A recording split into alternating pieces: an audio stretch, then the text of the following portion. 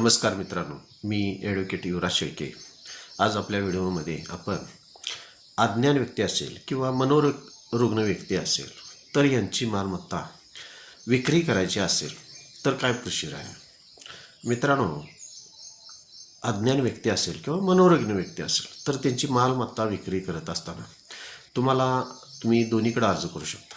पहिला अर्ज तुम्ही जे कॉम्पिटंट सिव्हिल कोर्ट आहे, म्हणजे न्यायालय आहे, दिवाणी न्यायालय, त्यांच्याकडं अर्ज करू शकता.